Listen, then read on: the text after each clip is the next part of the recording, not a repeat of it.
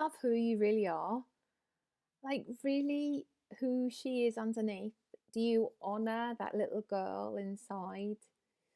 One of the analogies that I give in the month long shift the shit in a month, that's what we're talking about, is that little girl that you've got inside, that little girl that you haven't spoken to for a while, and you haven't spoken to her, and most of the time she just faces the wall. She turns around sometimes and thinks it's my turn to play today, and she doesn't get to play. And then the next day, sometimes she doesn't even bother turning around and looking anymore because it's been so long since you've taken any notice of her that she just faces the wall constantly. And I know this because I was that girl, but you become disconnected, disillusioned, disappointed in what's going on in your life, that you've done all the things that you thought you should do and actually they didn't work because there's still part of you that's a little bit resentful about that life's not working how you wanted it to.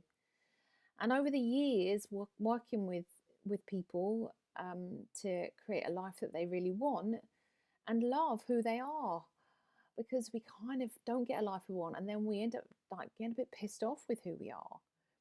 So the month long is a result of that.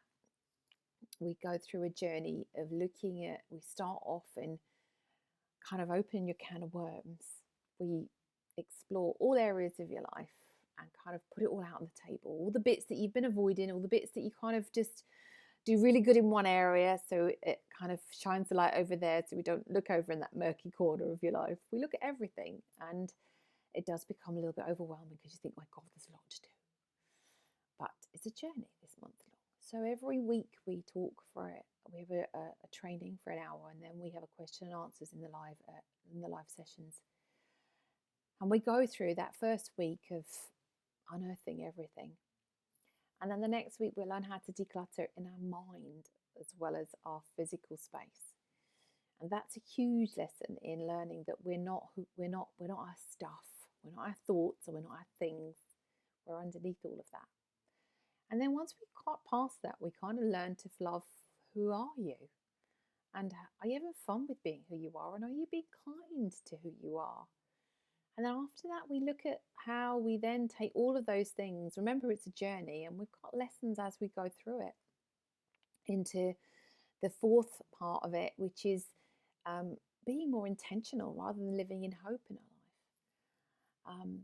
And at the end of it, we kind of make a plan. We pull it all together and go, right, okay, who are you now? What have you learned? What do you want to take forward? Where do you want to go from here? And throughout this 30 days, I will teach you how to start to write those things out through journaling. So you'll get a journal prompt that's in connection with each of those weeks. So you'll be learning how to start to express yourself and start to enjoy having that conversation with who she is underneath it all.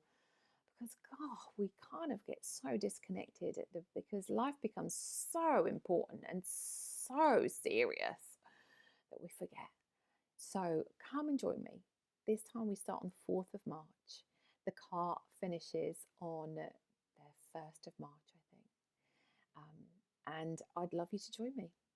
If you've got any questions at all, hit the contact button and ask me about what it is that you think that you will or won't get. But I promise you, we're going to have a lot of fun and you're going to create huge amounts of value. Have a look at the testimonials.